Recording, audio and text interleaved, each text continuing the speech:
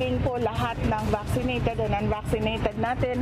Despite calls from teachers' groups to delay the start of the school year this August, Duterte said plans are still status quo, given that we have enough strategies in place to keep physical learning safe against COVID-19. The opening of classes will push through next month despite calls for postponement. Hindi kami makina, hindi kami robot. No? Kailangan namin ng pahinga. No? Tuloy na po tayo, napresenta na po ito doon sa unang-unang cabinet meeting natin.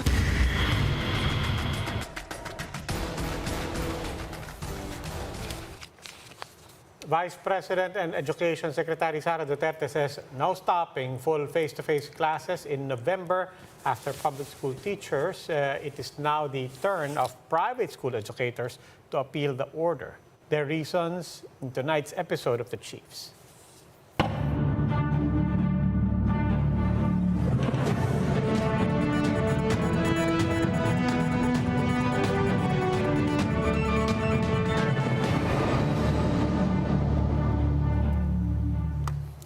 Welcome to The Chiefs. Ako po si Robbie Alampay. Kasama po natin online, Ami Pamintuan of the Philippine Star, Lucy Cruz Valdez of News 5, and here in the studio with us, Ed Lingao of One News. Chiefs, happy Friday. Happy Friday. Ilang araw na lang po. Tatlong araw na lang. Lunes na. Ami, anong binabantayan natin? Well, unang-una, magaling na daw si President Marcos from COVID, no? So, magaling nga kung nababaksinate, no? Makumbinsi siguro yung ibang tao na mag-booster na. No, kasi napapag-usapan na naman. Kanina, kausap na naman natin si former Presidential Advisor on Entrepreneurship, Joy Concepcion. Napapag-usapan na naman ng no booster, no entry proposals. Yeah. Oo nga eh. Ikaw ba? Mukhang ayaw nga ng mga, well, yun ang sabi ng mga negosyante. Baka daw hindi kayanin. In other news, Bok, ano pang minomonitor natin? Well, reports from the U.S. House of Representatives, an amendment introduced by Congresswoman Susan Wild of Pennsylvania, requiring approval from the Secretary of certification from the Secretary of State and Defense that there are no more human rights abuses or that these have been investigated and resolved before any more aid is given to the PNP. Ang tanong lang is whether or not this had been voted on already by the House. Kasi mukhang every year, pinafile to eh. Itong amendments na to eh. Since 2020 pa nga ata eh. Ami, nakita ko nga, may balita sa Philippine Star dyan. I mean, just to clarify, has that hurdled the House? And ano pa yung proseso before this actually becomes? Wala eh. Kaya ang lalagay lang namin, lawmakers. Several lawmakers, I guess. Pero wala pa yatang botohan eh, di ba?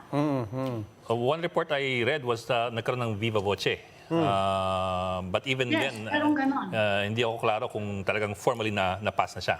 Kasi tinatanong si Ambassador Babe Romualdez eh. Sinabi lang niya, I heard about it. So hindi pa rin natin nga malaman. And even then, it's only one half of Congress. That's right. You're going to have another chamber to deal with. And also, this is not, I think, the first time the government has had to run up against something like this. In any case, this is something that will... And not to mention, this is a different government already. That's right. And so in any case, this is something that we will have to continue to monitor. Meanwhile, schools gear up for the full implementation of in-person classes.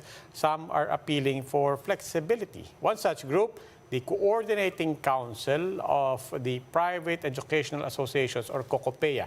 We have its managing director with us. Good evening, Attorney Joseph Noel Estrada. Good evening, everyone. Magandang gabi. Happy Friday evening. And I hope you are happy, Mr. Attorney. But tell us, ano bang concerns natin as we all, I mean, lahat naman tayo gustong mag-face-to-face. But what are the concerns with regards to targeted timelines and also the practicalities of making it all happen? Yes, first of all, I'd like to clarify that COCOPEA, the private education sector, is not against the face-to-face, the resumption of face-to-face classes. What we are appealing is the ban on online classes, combining it with the in-person classes starting November 2. And the following are the reasons. So practicality, you mentioned, health is remains to be the paramount importance, right? So we feel that if we are mandated to implement a full in-person 5-day school week, it will affect the capacity of the schools and its ability to implement social distancing, for example, no? And supervising little children. No? Kasi yung capacity ng classroom, for example, pre-pandemic, nasa 30 to 35, even 40. So kung lahat yan papasok, no, sabay-sabay, then we would have to disregard yung social distancing and other health protocols. And let's say if student falls ill or gets sick, mas madali sila mag-catch up kung merong blended learning, no? Rather than be absent for 2 weeks and wait until they can be back to school in person. So yun yung mga tinitingnan. And of course, the quality, we've been doing this for the past 2 years. We feel na mas magbe-benefit yung mga estudyante if we continue with the benefits of online and combining it now with in-person classes. So, yeah. So yun basic. And then of course, yung preference pa rin ng parents, they want blended. No? They don't want a 5-day school week in person. So we want to support that preference. Sige, so attorney, just to lay the table, just to para kompleto na yung ano natin, di ba? What would be your proposal? Malinaw naman yung direksyon nating lahat, face-to-face, but what would be your proposal in terms of a realistic target and how to phase that in? Well, siguro alisin po yung ang aming appeal is alisin yung yung timeline na hanggang October 31 lang, no. So there should be no timeline. That option should be left to the school to design its delivery. So merong in person, merong blended with online and other remote learning platforms. So yun ang best case scenario sana for us is we leave it to the schools to design their delivery platforms and leaving the option to the parents. And of course, may mga standards naman po tayong sinusunod, no? In the past 2 years. Dapat masunod pa rin po yun. Pero sir, how do we compare the private school situation with the public schools? Kasi rightly or wrongly, the perception is, again, like I said, it's rightly or wrongly, the perception is that the private schools are better funded, have less students per classroom size, and so on. And that's the perception. Like I said, it's only a perception, rightly or wrongly.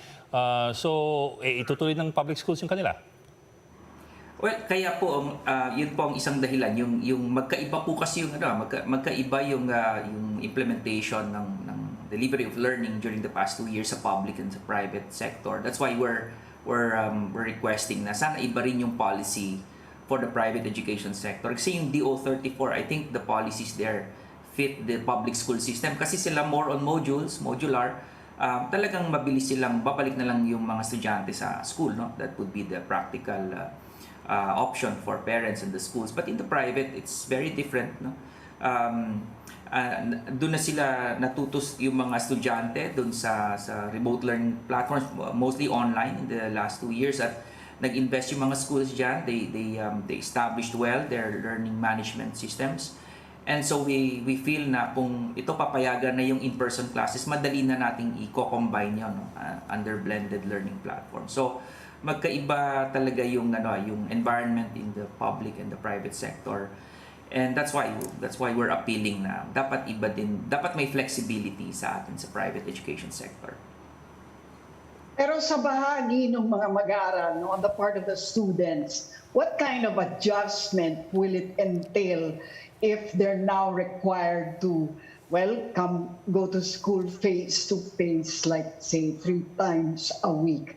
Is that more difficult than what they're already used to anyway, sa online? Or isn't that something that they will probably welcome?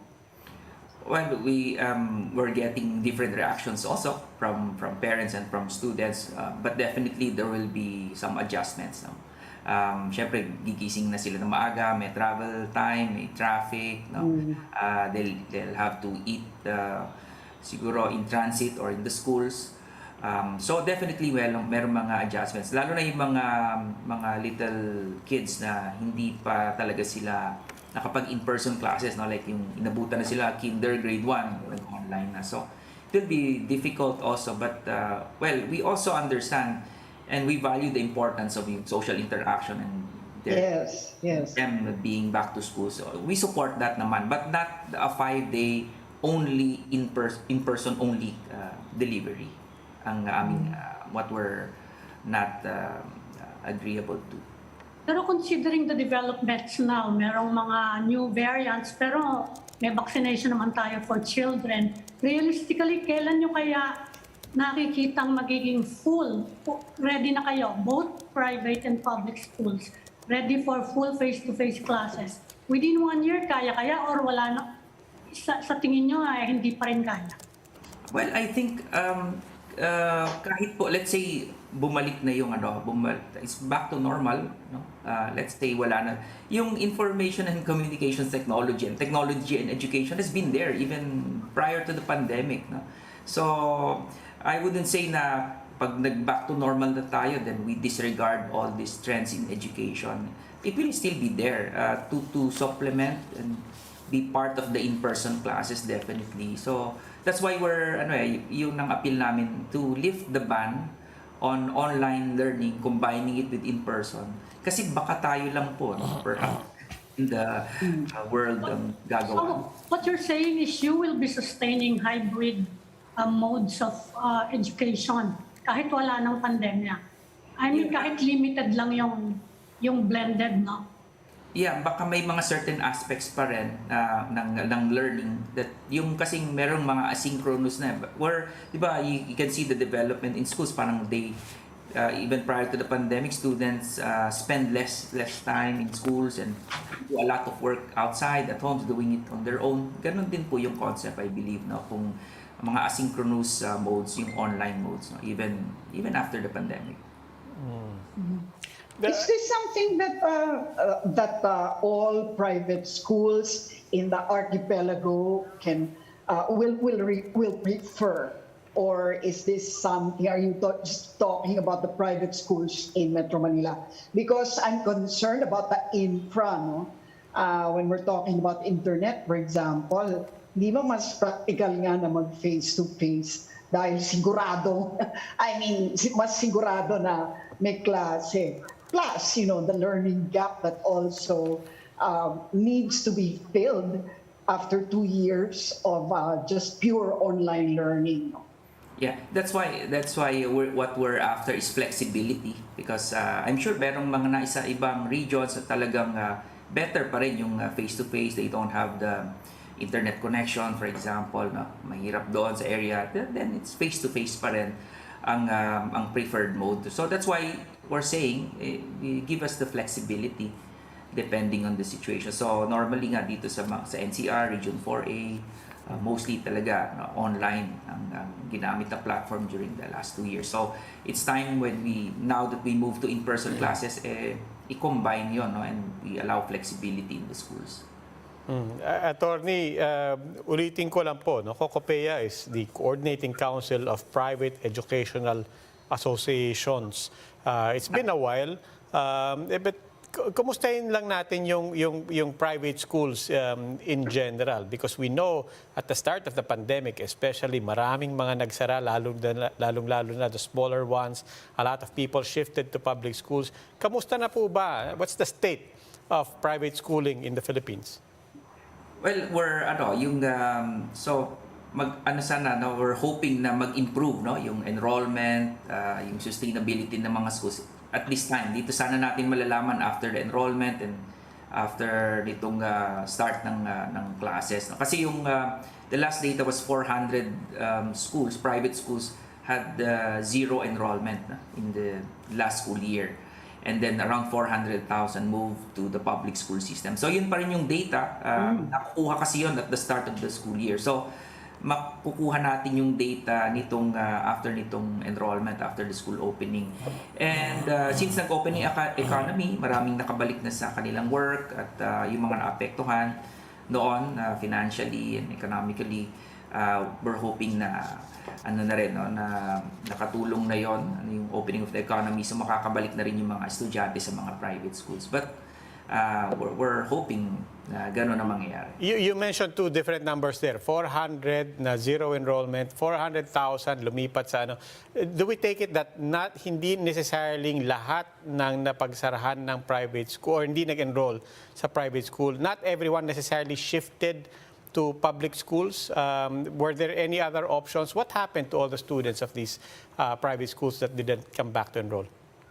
These are actually data that came from the Department of Education. So yung 400,000, yan lang yung lumipat from private to public. Pero may mga unaccounted na students. So hindi alam kung saan lumipat pa or nag-stop. No? So probably nag-stop. So yun, those are the numbers. 400,000 moving to the public school system. Sa public schools, nag-aano sila yung mga teachers, gusto nila additional protection against COVID. Gusto nila COVID-safe daw school opening. In the case of private schools, are you investing in, for example, improved ventilation as suggested by health experts?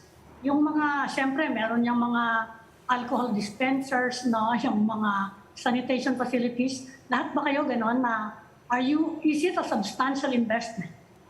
Yes, lalo na sa substantial, lalo na sa mga small and struggling schools, yung mga mababang enrollment.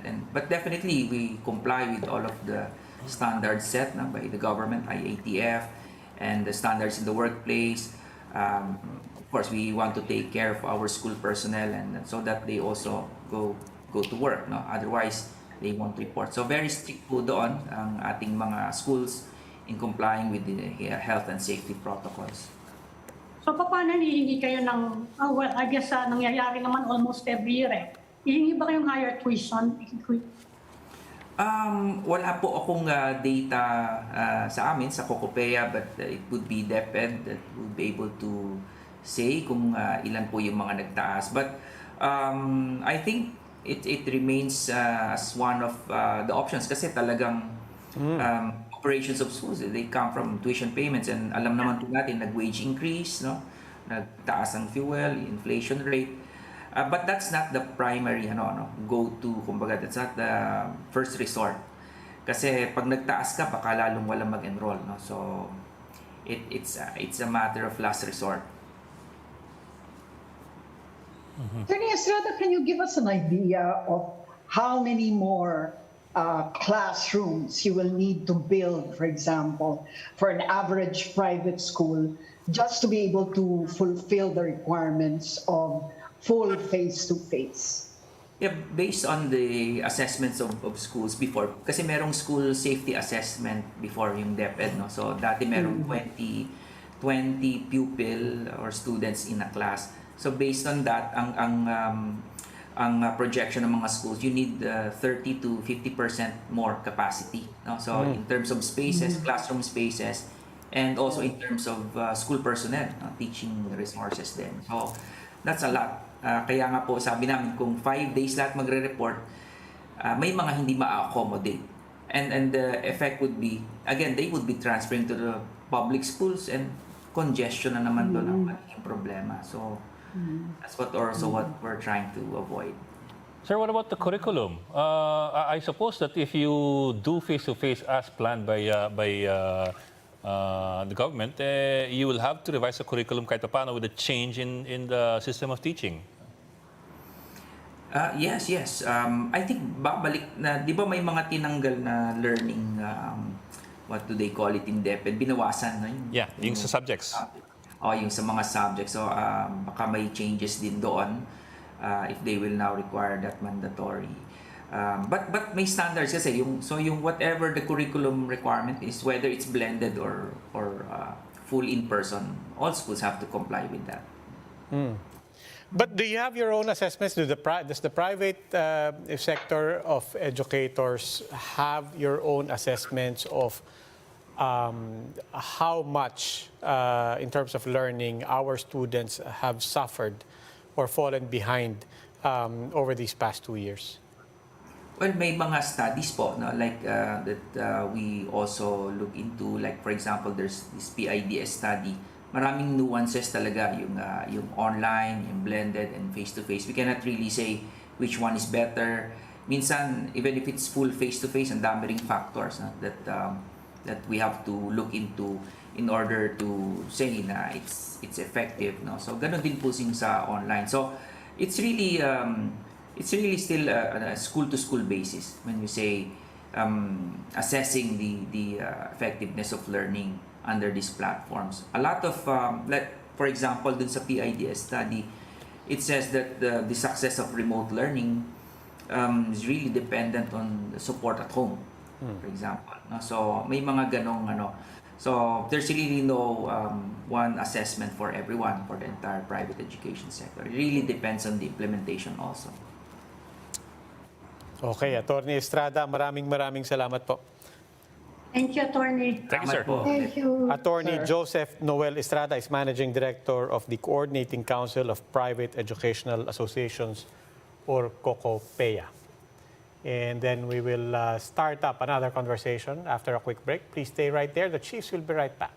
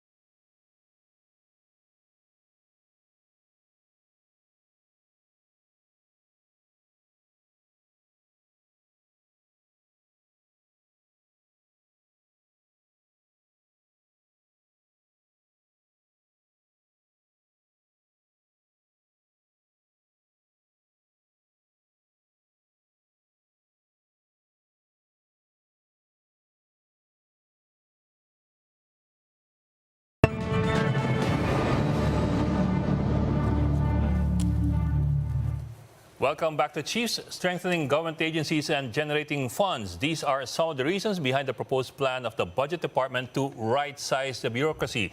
But where does that leave government employees who, like everybody else, are struggling with an economic crisis? Workers Group Courage President Santi Dasmariñas joins the Chiefs. Sir, magandang gabi at welcome to the Chiefs. Good evening Magandang gabi po. Magandang gabi po. Magandang gabi po kay Sir Joe, kay Ma'am Maricel, kay Ma'am Chiquet, siyempre kay Sir Ed. Magandang gabi po. Maraming salamat po mula sa mga kawani ng gobyerno. Sir, Lalong-lalo na po, sa kapag mga kawani sa gobyerno, isang magandang gabi. yes, sir. Magandang gabi, sir. Sir, yung naunang programa yan, sir, si Joby, tsaka si Maricel, tsaka si Chigi. Ito, sir, si Luchi, Sorry po. si Ami, tsaka si Robby. Channel 5 din po sila. Yes, sir. Mga kasabot namin yan. Mas matatanda yung mga yon. Ito yung mas bata dito. Mas bata dito. Ang lobby ko po si Ma'am Luchi po, si Sir Ed, si Sir Robby, at saka si Ma'am Ami. Ayan. Yes, sir. Mga kasabot din yan. Nagkakalito-lito na po tayo sa Malaki ng problema. Ang dami nang nag-interview sa inyo ngayon. Yes, sir. Well, Demand kayo. Actually, this is my 6th interview. Ayun lang. Po ng 5 o'clock. Tamang network naman po. Tamang network. tama naman network eh. Kasi kung sinabi yung At least sa TV5 yung mga miniature. Okay. kasi kung tinawag niya kami si Igan, tsaka si ano. At kaya nga po, pasalamat kami ng lubos, lalong-lalo na po sa Channel 5. Talaga namang supportan niyo po sa amin. Talaga namang malaki ang... 1PH sa Channel 5. Yes, sir. Salamat po kami sa inyo. Okay na, okay Lalo na. sa Yes, sir. chief. Sir, move forward na tayo, sir. Sir, anyway, kasi itong usapin ng downsizing, ang tawag nga nila ay right sizing. Ngayon, bilyon daw yung masasave dito, pero siyempre may mga maapekto ang mga kawani ng gobyerno, pero bilyon daw ang balik sa kabangbayan. So, on one hand, may ganung concern na maraming maaring matanggal sa trabaho. On the other hand naman, ang sabi ng iba, kailangan naman talagang itrim yung taba ng gobyerno dahil medyo inefficient talaga yung gobyerno even before the pandemic. Paano po yung pagbabalanse? Ano po yung ano niya? Pananaw nila. Unang-una po sa lahat, baliktad na po tayo. Sabi nga po ng mga millennial throwback. Wala pa man noong mga panahon, time ni Dictator Marcos, tanggalan sa trabaho yan, lalong-lalo na ng 1983, just right after the Ninoy Aquino assassination, di ba, nagkaroon ng factor adjustment. Ang unang sinakripisyo po, kadikta ng IMF World Bank, neoliberal policies sa mga kaunang gobyerno, came Corazon Cory Aquino to demarcosify government and to get rid of graft and corruption. Reorganization, mga kaunina naman po ng gobyernong kinamaan. After that, next si President FBR, re-engineering the bureaucracy. Tanggalan sa trabaho pa rin po yun. Tapos po noon ay siyempre po si Ginoong Estrada, ganun din po. At si GMA, ang kanyang EO 366 na rationalization program daw, ay tanggalan sa trabaho yan. Na sinundan pa rin yan po ni Ginoong Pangulong Noynoy Aquino. May rest in peace na ganun pa rin po ang nangyari. And came, of course, the immediately retiring, so to speak, na ating Pangulo, si Ginoong Rodrigo Roa Duterte, na gano'n din po. Sabi niya, end contractualization, pero ang nangyari po ay binito po niya ang pinapasa na ng both houses of Congress. At maliban po doon, ang dami po niya mga issue ng mga executive orders, etc., na pag-downsize, if not pagtanggal ng mga ahensya. Just like the rice tariffication law, the DSUD or Department of Human Settlements and Urban Development, and recently the devolution function, Executive Order 138, and of course the TPCS or the Executive Order 150 for the Government Owner Control Corporation. Compensation and Position Classification System. Here now, the new administration. Ano po bang sabi? Di po ba, nang kumakandidato pa lang isang nangagalang Ferdinand Bongbong Marcos Jr., ang sabi po sa newspaper po mismo, I have with me a copy of the newspaper, sabi po niya, if elected, Marcos wants to fill up 180,000 plantilla posts in government. So therefore, may bakante pala na government positions na 180, pero 180,000. At hindi po natigil po doon si Ginoong Bongbong Marcos. Sinundan pa rin po niya yan. Sabi po niya na, according to him, there are currently around 600,000 to 700,000 job order workers in the government despite the high number of vacant plantilla positions. In fact, he was quoted as saying, and if I may read, may 180,000 unfilled plantillas, kaya unahin natin yung punuin. At ayusin tapos silang mga job order workers sa national at local government units, ay sisikapin din nating maregular ng naayon sa pondo ng pamahalaan at itinatadhana ng batas. So, umasa po tayo na talaga ay bibigyan ng kaukulang pansin at gagawin na pong regular ang mga kawanin ng gobyerno. Pero pagkatapos po ng eleksyon, ano po ba ang nangyari?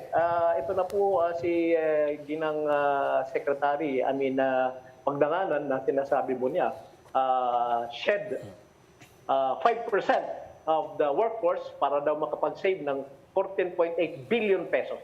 Ang pag-shed ng 5% ng bureaucracy, that will mean around 120,000 government employees na tatanggalin niya sa trabaho para lang makapag-save daw ng 4.8 billion pesos. Ang sabi po namin, Manong Santi, ano po? Counting context lang po. Example lang daw niya yun eh. Hindi naman niya sinasabing yun ang gagawin niya. No? Ano po masabi niyo doon? Klinaro naman niya na hindi raw yun ginawa lang niyang example ng maaring ma-impok ng gobyerno sakaling yun na nga magbawas. so sa makatuwid, ginagawa lang kaming sample. Mga tao po kami. Di po ba? At pangalawa po, di po ba may kasabihan tayo sa mga Pilipino na ang isda na huli sa bibig. So, mga unguarded moments, at kung marami lang pwedeng gawing example, ang ginawa niyang example mismo ay mga kawanin ng gobyerno, matanggalin ng 5% para makapag-save siya ng 14.8 billion. Pero marami po ang pamamaraan para makapag-save. Di po ba? Ang excess VAT ng gobyerno, hindi po nasa rank and file employees. Mayroon kang secretary, mayroon kang maraming undersecretaries, mayroon kang marami pang assistant secretaries, mayroon ka pang marami pang consultants, di po ba? At ngayon sila, ang kanilang mga sweldo po ay thousands of pesos SSS. Pero Hindi pa po Mr. included Santi, Mang Santi, linawin ko lang po, just on that point, hindi po ba doon na nga nag-umpisa? Diba? Doon naman talaga inumpisan, yung unang-unang order ni President Marcos, pinatanggal yung mga assistant secretary, undersecretary, even some special units that were created during the time of President Duterte. Doon talaga nag-umpisa yung itong right sizing na tinatawag nila. Kung iyan ang gagawin niya, ang excess fat sa higher echelon, ay siguro po baka hindi na tayo magreklamo, pero ang sinasabi po ni Ginang Pagdanganan ay ang rank and file employees. And in fact, sa data po ng Civil Service Commission, there are around 582,000 plus na job order and contract of service employees from the 2.3 million government employees. Hanggang sa ngayon po ay hindi po rin po nagiging regular. Mang Santi. Hindi kayo hindi ko kayo naniniwalang sabi naman niya, in fact, baka raw may mga ahensya na mag-upsize at yung mga madi-displace sa mga ibang government agency ay pwedeng ilipat doon. So, hindi naman na raw sinasabi na downsizing yun, no? So, ano pong... Right sizing daw, right sizing. Ma'am, history will tell us na yun din po ang ginagamit ng mga lingwahe ng nakaraang mga administrasyon. At ang bottom line yan, tanggalan sa trabaho. Tulad nga po ng sinabi ko sa inyo, mula lang pa ni dating Tatay Marcos niya, sumunod po ang mga Aquino, Estrada, sa Arroyos, etc. etc. And the latest is the Duterte. Ganun po ang sitwasyon. Tanggalan sa trabaho po yan. Bakit po ba?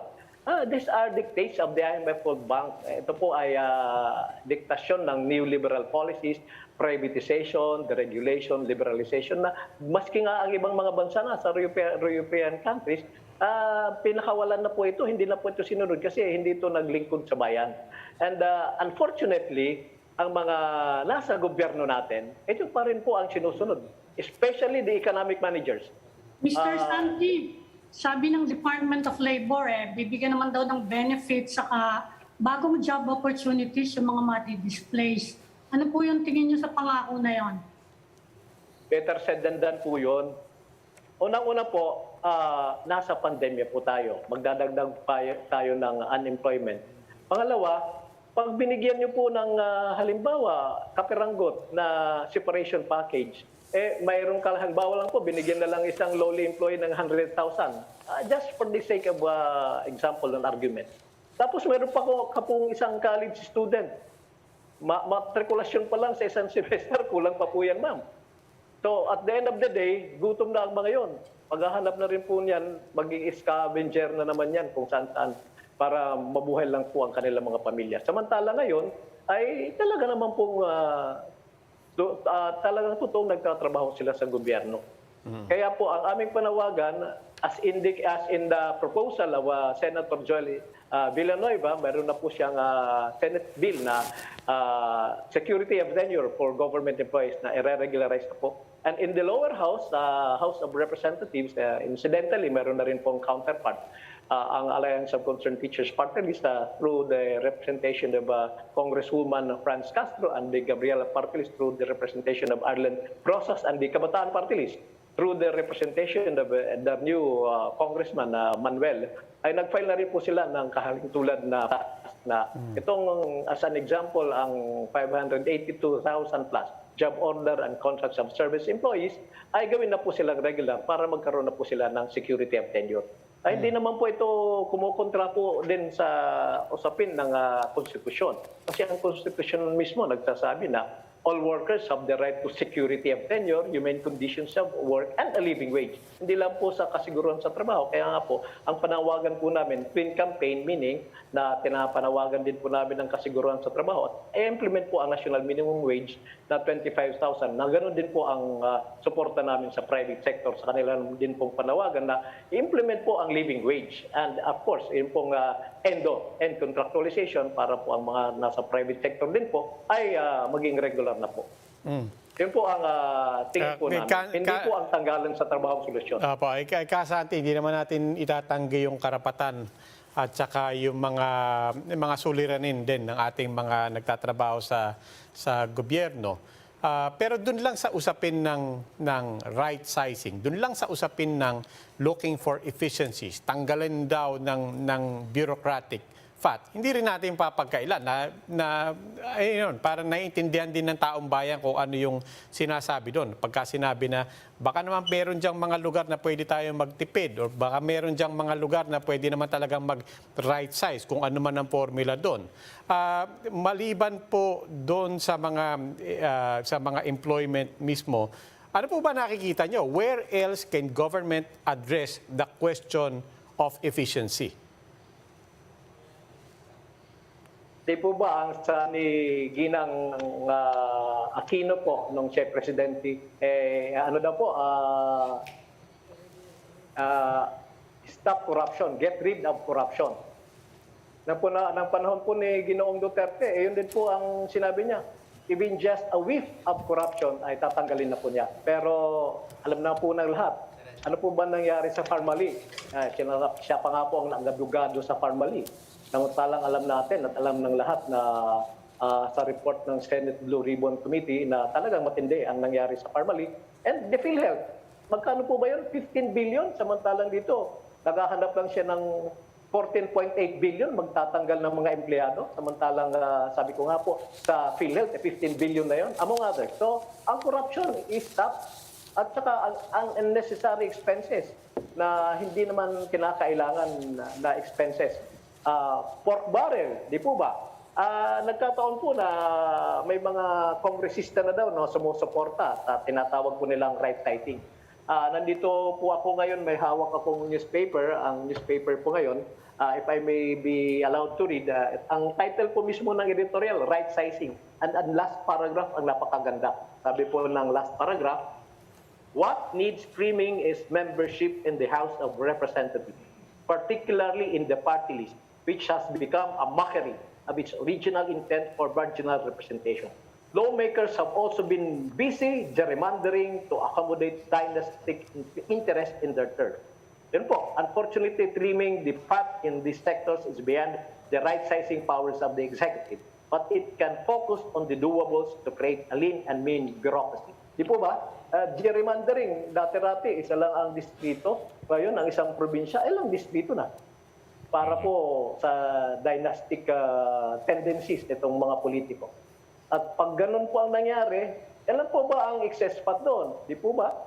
So, ganun na rin din po ang as it is in the Constitution para ang marginalized sector magkaroon po ng representasyon. Ang party list. Pero ano nga po ba ang nangyari ngayon sa party list? Sino na po ba ang nasa party list? Di po ba? Nagre-represent sa mga driver daw, mayayaman. Nagre-represent sa kung ano-anong sektor. Di ano ba ang nangyari?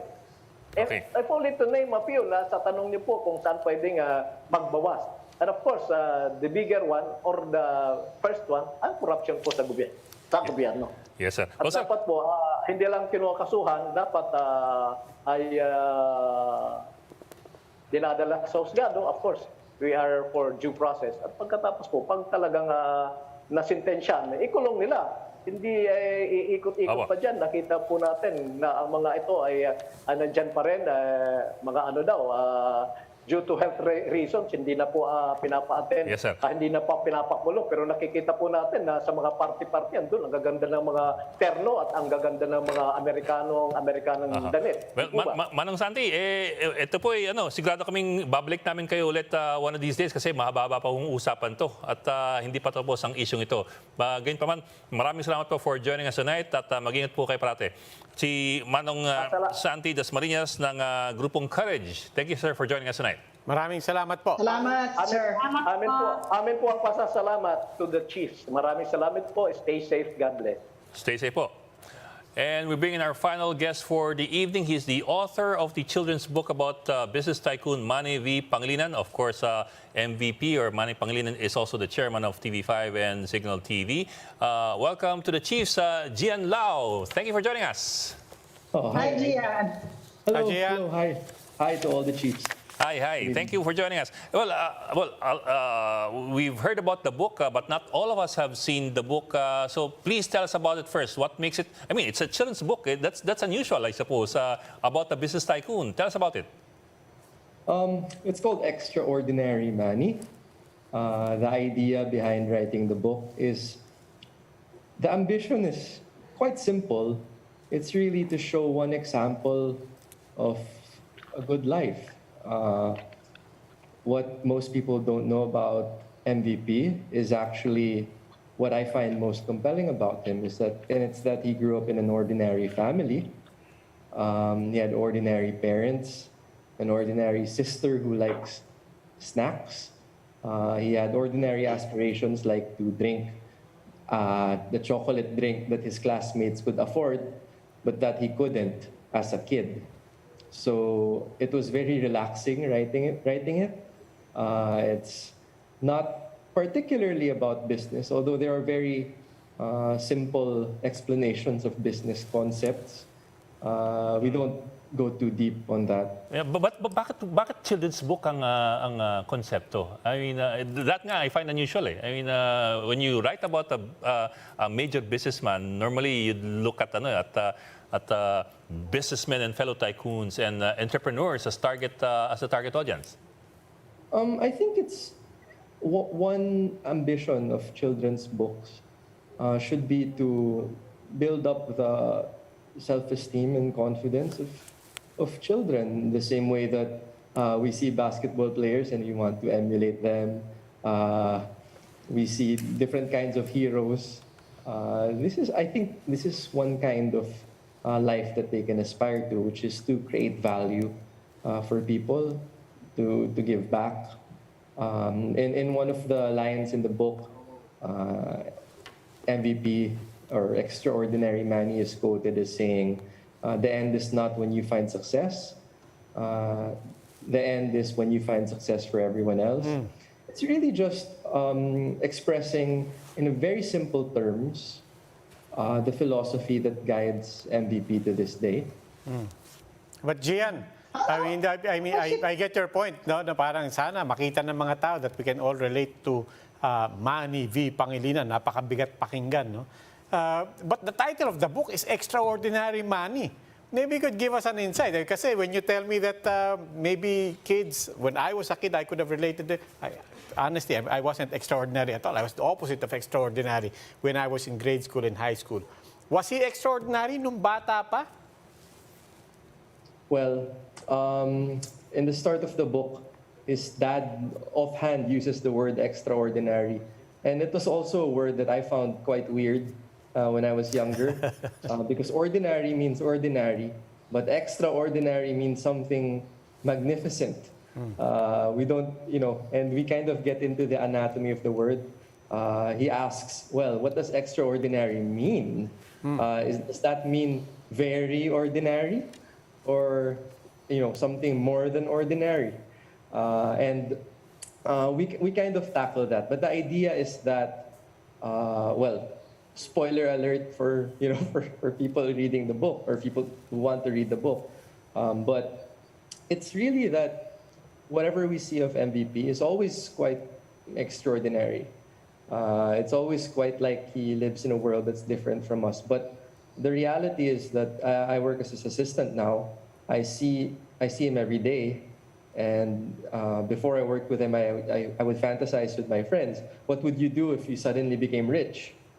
And we've all had that conversation. And watching him, a rich person, this is exactly what he would do when he would become rich. And the answer is to work and to aspire more and to work even harder. He didn't really change over the years his habits. When he was a kid, he felt like he was ordinary, so he wanted to be extraordinary by doing that little extra. He would spend extra time in the library instead of playing games. He would study extra for his exams. He would give extra time for his work. And it always pushed him a little bit further, gave him that little edge. And to this day, even when he's achieved perhaps what many of us set out to achieve, he still does the exact same thing. To him, it's really the work. And like I said, it's one kind of life, and it's a remarkable life. And we wanted to, show kids that this is one way to aspire for greatness. Not the only way, but one good way. Kaya ako extra race ako One eh. good way. Gian, how do you write about a businessman and about corporate values kumbaga, to kids? Did you have to downspeak or whatever? Kasi syempre, yung audience mo, mga bata, di ba? How do you do that? How did you... Do you think you managed to speak to them about the values of, well, I guess success, which in our world is really measured mostly by success in business, no? Yeah, I think the best judge of that would be my Goodreads page in about 3 months when I have several 2-star reviews from 7-year-olds. Oh, really? Saying this is too convoluted. But I tried my best to explain it. One thing that I did agonize about was how to explain economics, his favorite subject in school. And economics is the study of how to make the most of what you have. It's really, finding these simple sentences that do encapsulate these big ideas, but don't explain it completely. But only to give kids some sort of foundation for when they encounter the idea again in the future. So you think that will have an appeal to children? Kasi pabalikan ko din yan, economics yan eh. And children, they want to read about superheroes, they want to read about pets, no? Anong appeal nun kung businessman yan? I guess merong magtatanong dyan, how do I get as rich as Manny B. Pangilinan yan? Meron bang ganong team sa book?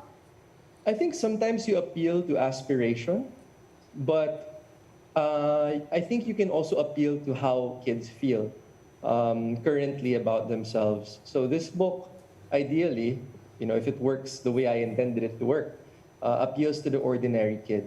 And we begin by saying that Manny was was not extraordinary yet. He was very ordinary. He had ordinary parents. Yes, he was of ordinary height and athletic skill. He just felt ordinary in all ways.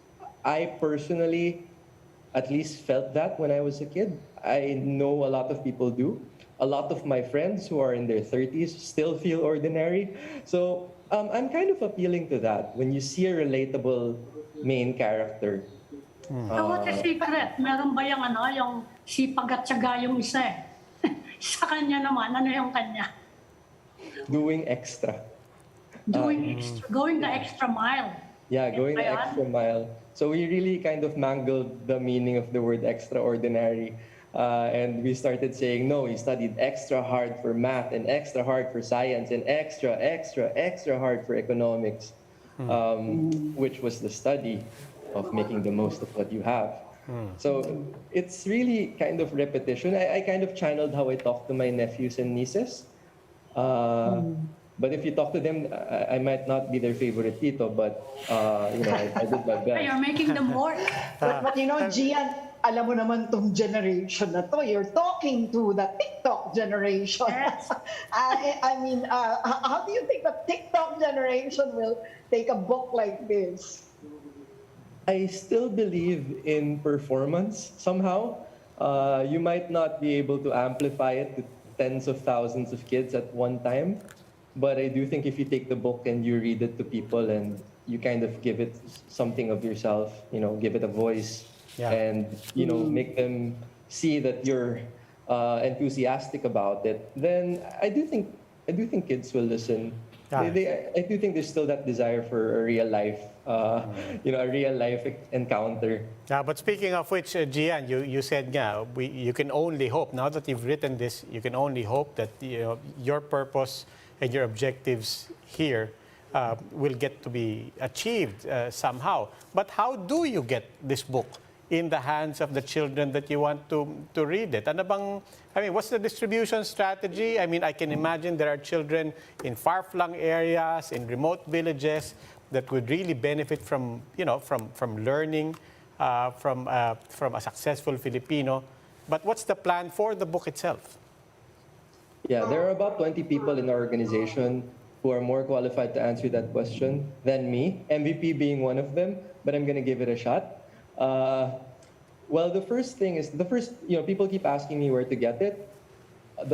It's a little hard right now because the PLDT Smart Foundation has kind of sequestered the first batch printed so that they can distribute it to their partner schools for their education initiatives.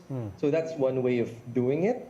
Of course, we need to have conversations with teachers, with educators, administrators to see where this story would be appropriate. We do have an idea of where it would be appropriate, but we would like to hear their input as well. But really, the idea is to get it to our partner schools and see if it resonates. Hopefully, it does.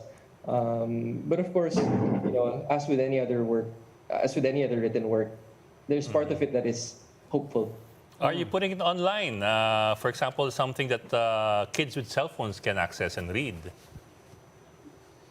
I personally have a bias to that, but it's not up to me. It's up to the foundation. That would be great.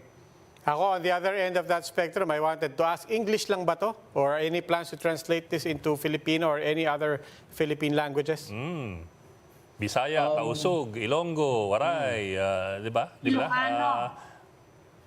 Hey, that would be a great idea. I do think with children's book, there is a lot of emphasis on sound and on rhyme. So I do think while we should explore that, we should also explore another idea, which is to write more books in those languages that are more apt for the sound, not to kind of force fit a translation. So I wrote this in English. I'd be happy to work with other people on works in other on stories in other languages, but I'm also not the most equipped for that. But yeah, I do think it's important for every language to be accessible to kids. This one is written in English. In this case, I don't think the answer would be to translate it necessarily because so much would be lost, including the sound. Extraordinary Manny has a sound aspect to it that might not necessarily translate. Again, it might translate as well. But really, the idea is maybe we should have more. I'd be happy to work with the foundation to come up with something in Filipino about some other leaders or some other stories. I think that would be good to talk about in the future. Well, this is a picture book. Maybe you can tell us something about your collaboration with the illustrator. Yes. Well, Mark Andres, took us through a really nice process. He really looked at what. It's interesting when you think about it. He really had to look at how MVP looks now and look at pictures of him 20 years ago, and then look at a few pictures of him when he was a kid, and really imagine what he would look like. And the nice thing is that I do think he captured it. I think he captured what a kid would look like. I know it resonated with MVP, his illustrations. He's an award-winning children's book author, and we wanted to, MVP is our boss, so we wanted to put him in good hands. I think the easiest way would be to direct people to Google and look for Mark Lawrence Andres, and find his work and look at what else he's worked on, because there are some that he's worked on with more accomplished authors than me, really, and those are great as well. Okay, Gian, speaking of directing people, you already touched on this, but we're almost out of time. So maybe quickly, just as part of your final message, again, how do people or foundations or groups, anybody interested to help to get this out or interested in bringing this to their own constituents, how do they get a hold of this, or at least who do they reach out to? They should reach out to the PLDT Smart Foundation. The first round of printed books is for MVP Group employees and donations to public schools. I do know that they're thinking of a program that allows people to access the book by donating a copy to public schools. But that's still in the works, and they're getting the necessary permits and approvals for that. So I'll also wait for them to announce, but I'll definitely share that. May naisip na akong bagong title. ano? Yan. Money changes everything. Ayun. But change the world. Sige. Gawin mo Pilipino, tsaka dapat daw nagra-rhyme. Sabi. Sige. Or may sound aspect man lang. May sound aspect. May cadence dapat. Rhyming sa extraordinary Manny. Okay. Pero may sound in repetition. Okay, maraming salamat, Gian Lau. And we have to say as well, I don't think it was a coincidence, but of course, kami po sa Chiefs, bumabati ng happy birthday sa ating chairman, Manny V. Pangilinan. This book was launched timed precisely for the 76th birthday of Manny V. Pangilinan. Okay, maraming salamat, Gian. Thank you. Thank you, Gian. Thank you sa inyo. And that's it for the Chiefs. We hope it was discussed here. We'll keep the conversation going. Mask on, wash hands, stay safe, Philippines. Ako po si Robbie Alampay. I'm Ami Pamintuan of the Philippine Star. I'm Lucy Cruz Valdez of News 5. I'm Ed Lingao, and we are One News, all sides, all the time.